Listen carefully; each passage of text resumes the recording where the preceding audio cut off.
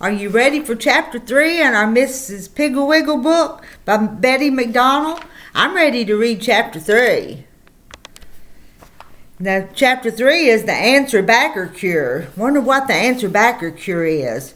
Well, Grandma Rita, Aunt Rita, Miss Rita is going to read it to you, and we'll find out what the answer-backer cure is.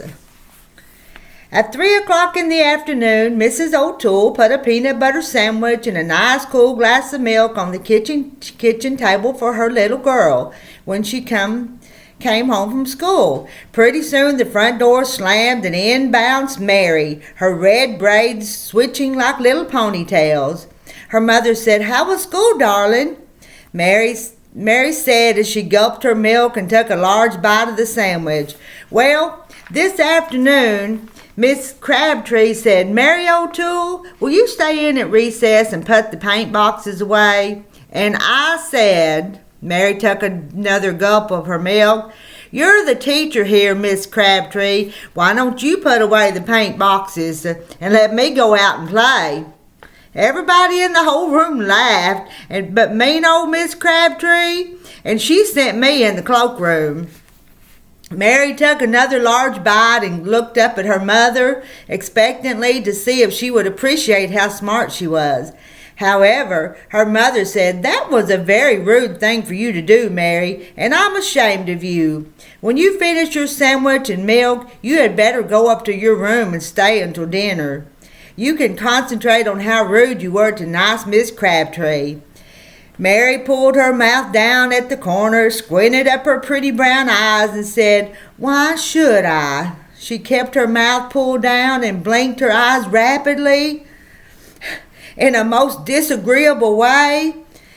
Mrs. O'Toole was dumbfounded. Never had her little Mary acted in this horrid way before.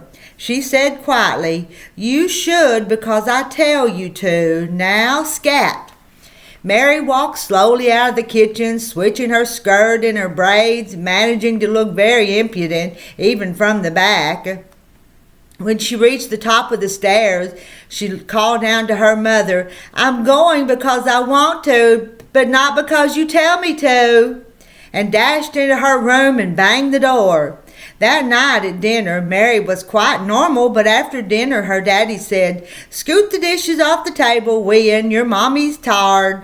And his dear little Wian, instead of jumping up and doing what she was told, pulled her mouth down until she looked like a sad jack-o'-lantern, squinted up her eyes and said, "I'll do it because I want to, not because you tell me to. Anyway, you eat here. Why don't you clear the table?" She blinked her eyes rapidly. Her father looked as though he might be going to give her a spanking, but then he noticed that it was time for the news, so instead he went into his study, turned on the radio, and lit his pipe. Mary did clear off the table, and she dried the dishes, and she kept blinking her eyes and muttering. The next morning her mother said, "Please hurry with your breakfast, Mary. The children are waiting, and you'll make them late for school." Mary pulled her mouth down and began blinking. She said, "I'm the one that's eating this breakfast, madam." She pronounced it madam. Mary's mother sighed and said, "If you only knew how unattractive you look when you talk like that, you would stop right now." Mary mumbled something into her mush, then grabbed her sweater and slammed out the front door. Mrs. O'Toole went to the telephone and called her friend, Mrs. Ragbag. She said, "Hello, Mrs. Ragbag. Have you noticed any change in Calliope lately?" Mrs. Ragbag said, "Well, no, I can't say I have, Mrs. O'Toole. She seems to be studying hard in school, and she eats and sleeps well. Have you noticed anything wrong with her?"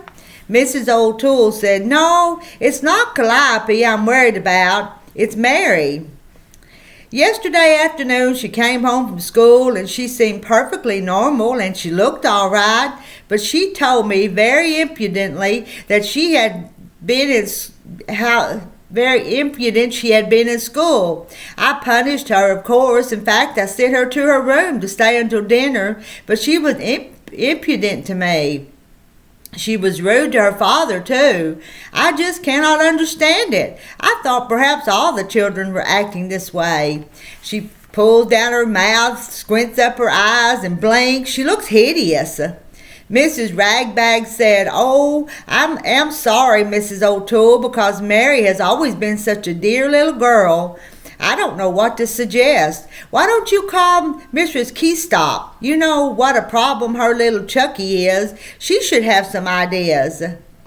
Mrs. O'Toole said, "Thank you very much, Mrs. Ragbag. I'll call Mrs. Keystop right now." So she called Mrs. Keystop, but she wasn't at home, and the maid, Nora, answered the phone. Nora said, "Sure," and Mrs. Keystop ain't home, Mrs. O'Toole, but how is that dear little Mary, the one with the beautiful braids?" Mrs. O'Toole said, "Oh, Nora, that is just why I called. Mary has suddenly become so impudent, she answers back and she pulls her mouth down and squints up her eyes and blinks. She started yesterday, and I'm so upset. I called to ask Mrs. Keystop if she ever had similar trouble with Chucky." Nora said, "Sure, and there ain't any trouble she hasn't had with that Chucky. He's so rude he talks back to himself. But I was thinking you'd best call Mrs. Piggle-Wiggly. That little woman has forgotten more about children than we'll ever know. She even taught Hubert Prentice to pick up his toys. Now there's a spoilt child." Mrs. O'Toole said, "Oh, thank you so much, Nora. I should have thought of Mrs. Piggle-Wiggly in the first place. I'll call her right now." Mrs. O'Toole called Mrs. Piggle-Wiggly and said, "Oh, Mrs. Piggle-Wiggly, I'm so worried about my little girl Mary."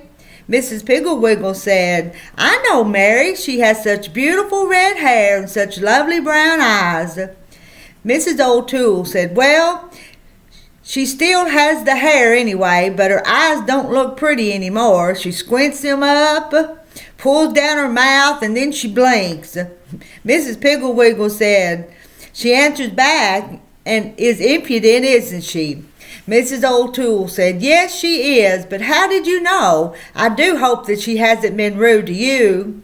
Mrs. Piggle-Wiggly said, "Oh, no, Mary is always very polite to me, but I can recognize the answer-backer symptoms. When was she first impudent?" "Yesterday afternoon, right after school. She was rude to dear Miss Crabtree, her teacher, and when I sent her to her room, she made this hideous face and said, 'I'll do it because I want to, but not because you tell me to.' Mrs. Piggle-Wiggly, she walks in such a way that her braids twitch and even her back looks impudent." Mrs. Piggle-Wiggly said, "Don't worry so, Mrs. O'Toole. Some of the most charming children I know were once answer-backers. Fortunately, Mary has only just begun, so she can be cured in no time at all. You drop by here after lunch, and I will give you Penelope Parrot to keep her for a while. Mrs. Garrison has been using Penelope, but she has had her for a month now, and Gary should be cured by this time. Now don't worry, Mrs. O'Toole. Penelope is a cure even for the most stubborn cases of backishness." Mrs. O'Toole hung up the phone, and she felt much better. Right after lunch, she went down to Mrs. Piggle-Wiggly's house and got Penelope. Penelope Parrot was a large, cross-looking green bird who blinked rapidly. Mrs. Piggle-Wiggly said, and as she handed the cage to Mrs. O'Toole, "Fortunately for you, Penelope will only talk to children." During the walk home from Mrs. Piggle-Wiggly's house, Penelope was quiet in a very cross, blinky-eyed sort of way. And when Mrs. O'Toole hung her cage in the kitchen, she hunched down and put her head under her wing. But when Mary came in from school, Penelope woke up and began preening her feathers. Mary was delighted with Penelope. She said, "Oh, Mother, I've always wanted a parrot. Do you think she can talk?" Mrs. O'Toole said, "She hasn't said a word since I brought her home, but I was told that she speaks only to children." Mary said, "Where did you get her, Mother? Is she for me? May I have her in my room for my very own?" Her mother said, "I'm keeping her for a friend of mine, but when you play in your room, you may hang her cage by the window." Mary brought her milk and cookies over by Penelope's cage and was very surprised when Penelope blinked and said rudely, "Give me a bite, pig." Mary broke off a piece of cookie and poked it through the bars of the cage. Penelope snatched it and said, "Thanks, pig." Mary blinked to her mother. "She's certainly not very polite, is she?" Her mother said, "Perhaps she has been around rude people. After all, she's only a parrot and repeats what she hears." Penelope blinked her eyes and said, "Oh yeah, oh yeah, oh yeah." Mrs. O'Toole looked a little shocked, but Mary laughed and said, "May I bring the children in to see her, Mother? Mother, may I?"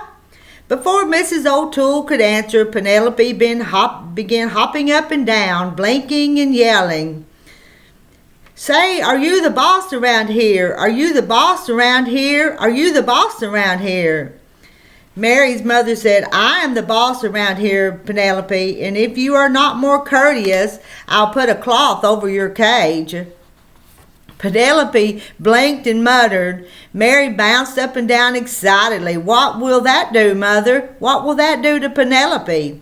Mrs. O'Toole said, "If I put a cloth over her cage, she will think that it's night and go to sleep." Penelope squawked, "I'll do it because I want to, not because you tell me to." Mary was certainly surprised at that because she thought she had made up that brilliant remark. She didn't dare to look at her mother, so she put on her sweater and went out to find her playmates. Pretty soon she came back with 5 little friends, and they spent the afternoon standing around Penelope's cage and laughing at her rude remarks. This worried Mrs. O'Toole. If Mary thought Penelope was so amusing, then perhaps she would imitate her and become ruder than ever. So she called Mrs. Piggle-Wiggly. She said in a low voice so the children in the kitchen could not hear, "Mrs. Piggle-Wiggly, I'm rather worried because although Penelope is very rude to the children, they don't mind at all. Mary thinks she's funny and laughs at everything she says." Mrs. Piggle-Wiggly said, "Just remember, Mrs. O'Toole, that this is only the first day with Penelope. Let Mary be with her as much as she wishes. Keep Penelope's cage in the breakfast nook when Mary eats her lunch and breakfast, and in the dining room at night. Hang her cage in Mary's bedroom when she goes up there to play, and have Penelope sleep in Mary's room. I'm sure that you do not have to worry. Penelope has never failed me." Mrs. O'Toole said, "All right, Mrs. Piggle-Wiggly, I'll do just as you say. Goodbye." Just before dinner, Mrs. O'Toole said to Mary, "Mary dear, send your little friends home now. It is time for you to set the table." Mary turned to her mother and began pulling down her mouth, squinting her eyes and blinking. But before she could say a word, Penelope yelled out, "Say, who's the boss around here? Who's the boss around here? Who's the boss anyway?" Mary's mother quickly put a cloth over her cage, politely asked the children to leave, and sent Mary in to set the table. When Mr. O'Toole came home from the office, she took the cover off again to show him the parrot, and then she hung Penelope in the dining room window. After dinner, Mary's daddy said, "Up on your toes, Miss Molly O'Toole, and scoot the dishes out to the kitchen." Mary pulled down her mouth, squinted up her eyes, blinked her eyes, but Penelope said, "What am I, a servant? Work, work, work. What am I, a servant? Say, who's the boss around here?" Mary's daddy laughed so hard the tears ran down his cheeks, but Mary stuck out her tongue at Penelope, who bounced around yelling, "Only snakes stick out their tongues, only snakes stick out their tongues." Mary pulled her tongue in quickly and shut her lips together tight. My, but she thought Penelope was horrid. Mrs. O'Toole hung Penelope's cage in Mary's room, and Penelope squawked and made so much noise that Mary finally said, "Oh, be quiet." And Penelope blinked and said, "I'll do it because I want to. but not because you tell me to. I do it because I want to, but not because you tell me to. Mary flounced into bed and turned off the light. The next morning, Mary was very slow. She could not find one of her socks, and she couldn't button her dress, and finally her mother called, "Mary, hurry, dear, breakfast is waiting." Mary pulled down her mouth and squinted up her eyes and said, "Oh, hurry, hurry, hurry, hurry yourself." Penelope had been preening her tail feathers, but when she heard Mary, she jerked her head up and said, "Oh, hurry, hurry, hurry, hurry yourself, slowpoke. Hurry yourself, slowpoke. Hurry, slowpoke. Hurry, slowpoke. Hurry, slowpoke. Hurry, hurry, hurry, hurry." Mary said crossly, "Oh, be quiet, Penelope." Penelope said, "I'll do it because I want to, but not because you tell me to. Say, who's the boss around here? Oh, yeah, oh, yeah, oh, yeah." Mary ran downstairs and sat down to breakfast, leaving Penelope still shouting. But Mrs. O'Toole ran upstairs and got Penelope and hung her cage by the kitchen window. When the children called for Mary, and Mrs. O'Toole said, "Hurry, dear, you will make your friends late for school," Mary pulled down her mouth, squinted up her eyes, and blinked, but before she could say a word, Penelope squawked, "I'm the one who's eating this breakfast, madam. Hurry, hurry, hurry, that's all I hear. Hurry yourself, slowpoke." Mary was ashamed to look at her mother, so she rushed off without kissing her goodbye. Penelope yelled after her, "Hurry, slowpoke, bell's ringing." Let's see. There's the picture of the parrot.